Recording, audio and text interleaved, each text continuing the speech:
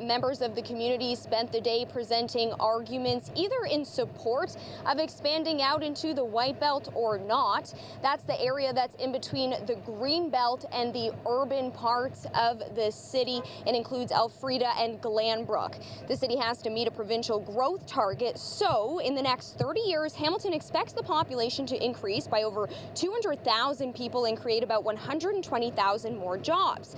Here's some of the arguments presented by city staff and other community members today.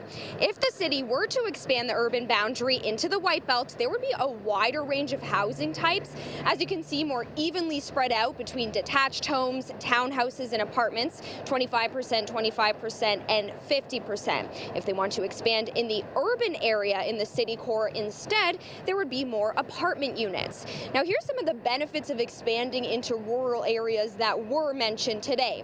This is what city staff are recommending. It meets the provincial growth requirements and more housing types, as mentioned, but it does build over farmland and poses a risk to the Greenbelt. Now, some benefits to expanding in the urban areas instead: building up instead of out, better for climate change, less people will be driving around, meaning less emissions. It will also support the city's transit system, but it means the population will be concentrated in the urban core, which could complicate the sewer system and also force development near heritage sites. Families hoping for more space could potentially leave Hamilton and move to neighboring municipalities. An example is Norfolk, a farming community that's already been forced to develop over the years because of this. But one resident who presented today showed this photo with the space for expansion already within the urban core and says there's no need to move outside of it.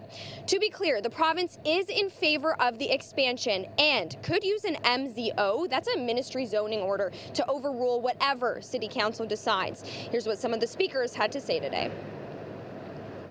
A mix of housing types and price tags within the boundary, close to transit and jobs, will address affordability.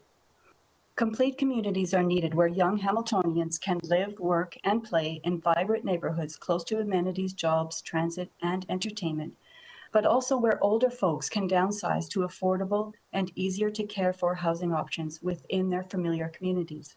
Considering only a tiny fraction of the earth can actually grow food, and we here are lucky enough to have the privilege of fertile soils and productive farmland, we have the responsibility to protect it.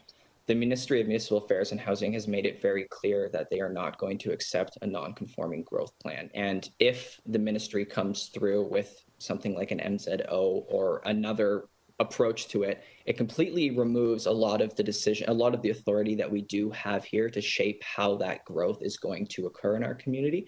And we want to avoid that because we want to preserve the local decision-making authority that has been vested in all of you here at Council. Now, these signs are posted across the city saying stop the sprawl, save farmland, and some residents who've been urging the city not to expand into rural areas say they aren't stopping here, and they say they will bring their arguments to the province. Now, the city council is still currently listening to speakers, but they are expected to make some sort of a decision today.